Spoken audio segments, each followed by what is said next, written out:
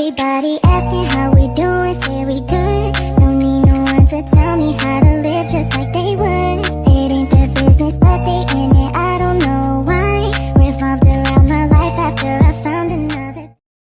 Apa itu fonetik? Fonetik adalah bidang linguistik yang mempelajari bunyi bahasa tanpa memperhatikan apakah bunyi tersebut mempunyai fungsi sebagai pembeda makna atau tidak. Istilah fonetik secara umum didefinisikan sebagai suatu kajian ilmiah tentang bunyi-bunyi suatu bahasa. Dengan demikian, kajian ini merupakan cabang dari kajian linguistik seperti halnya morfologi, sintaksis, dan semantik. Secara khusus, fonetik mengkaji komponen-komponen bunyi. Suatu bahasa lebih khusus lagi kajian dari aspek fisik atau pengujaran, penyampaian ujaran, dan penerimaan bunyi. Dan dari aspek fungsional, yaitu peran yang dimainkan oleh bunyi-bunyi ujaran pada suatu bahasa tertentu, fonologi. Macam-macam fonetik dibagi menjadi 3. Yang pertama, fonetik artikulatoris. Yang kedua, fonetik akustik. Yang ketiga, fonetik auditoris. Fonetik artikulatoris disebut juga dengan fonetik organis atau fonetik fisiologis. Adalah untuk mempelajari bagaimana mekanisme alat-alat bicara manusia bekerja dalam menghasilkan bunyi bahasa, serta bagaimana bunyi-bunyi itu diklasifikasikan.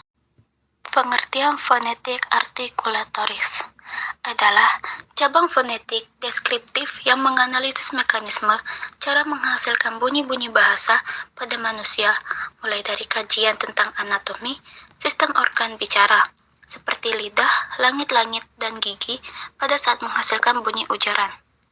Nah, contohnya adalah untuk menghasilkan bunyi P dalam bahasa Prancis, kedua bibir harus dikatupkan bersama-sama. Lalu, hembuskan udara dari paru-paru, dan buka kedua bibir hingga membuat. Di sini, ada contoh-contoh nama alat-alat ucap yang terlibat dalam produksi bunyi bahasa.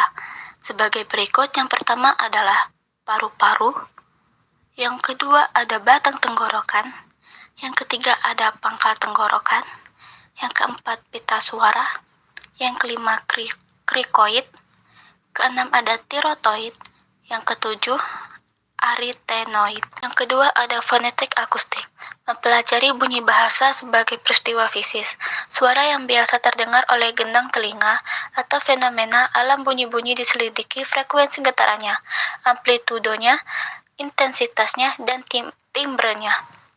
Fenotik akustik ini mengkaji karakteristik bunyi suatu bahasa. Secara teoretis, fenotik akustik telah memberikan sumbangan pengetahuan mengenai gejala akustik tuturan sehingga kita dapat mengetahui lebih jelas karakter akustik bunyi-bunyi yang kita hasilkan. Sementara itu, secara terapan fonetik akustik bermanfaat sebagai satu pendekatan pada tataran yang lebih luas. Pendekatan fonetik akustik dapat digunakan untuk kepentingan kajian bahasa lainnya, seperti sintaksis, pragmatik, linguistik forensik, dan gangguan bicara. Alat yang digunakan untuk mengkaji gelombang bunyi bahasa dan mengukur pergerakan udara antara lain spektograf, alat untuk menganalisis dan memaparkan frekuensi dan tekanan. Yang kedua, oskiloskop, alat untuk memaparkan ciri-ciri kenyaringan bunyi. Secara ringkas, dapat disimpulkan bahwa dalam rangka pengkajian fonetik akustik, fonetis berusaha menguraikan berbagai hal tentang sebagaimana suatu bunyi bahasa ditanggapi dan dihasilkan oleh mekanisme pertuturan manusia. Bagaimana pergerakan bunyi-bunyi bahasa itu dalam ruang udara, yang seterusnya bisa merangsang proses pendengaran manusia. Yang ketiga ada fonetik auditoris. Fenotik auditoris ini adalah untuk mempelajari bagaimana mekanisme penerimaan bunyi bahasa itu dapat didengar oleh kita. Fonetik ini tidak banyak dijelaskan dalam linguistik, karena keahlian ini lebih dituntut di keahlian ilmu kedokteran, sehingga sedikit sekali buku-buku mengenai linguistik yang membahas tentang fonetik auditoris. Unsur supramental adalah hubungan dengan segmen bunyi atau fonem yang tidak dapat membentuk kata tapi dapat membedakan makna. Unsur supramental ini juga disebut produksi. Yang pertama ada tekanan stres. Tekanan menyangkut masalah keras lunaknya bunyi. Tekanan ini mungkin terjadi secara sporadik, mungkin juga berpola, mungkin juga bersifat distinktif, dapat membedakan makna, mungkin juga tidak distingsif. Dalam bahasa Inggris, tekanan ini bersifat distingsif, namun dalam bahasa Indonesia itu tidak. Di sini bisa kita lihat ada dua contohnya. Yang pertama ada kontes, adalah kata benda pertandingan.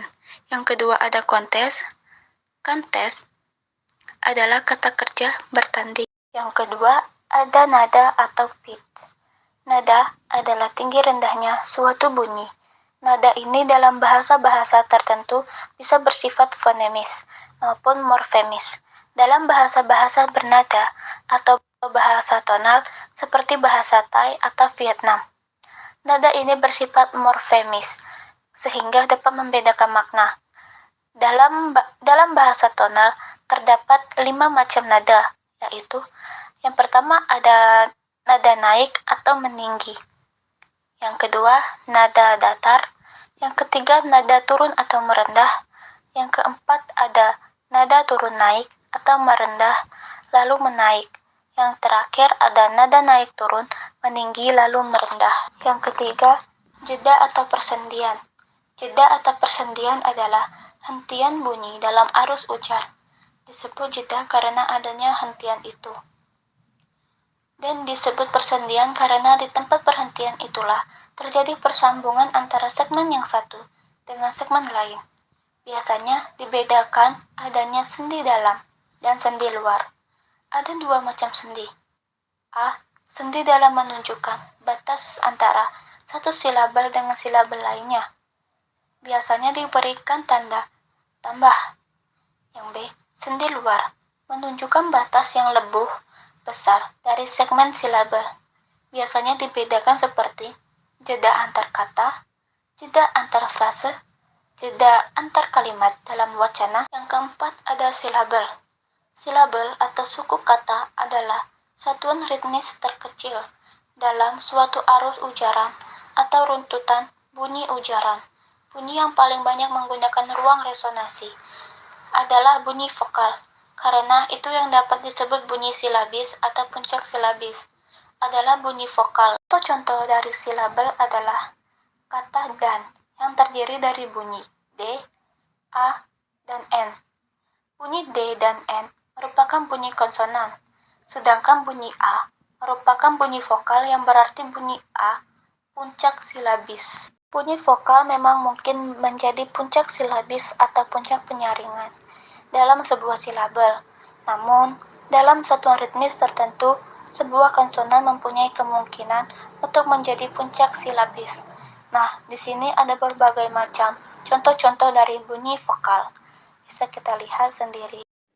Contoh bahasa Indonesia seperti kelapa terdiri dari 6 bunyi yang berbunyi seperti K, A, L, A, P, A.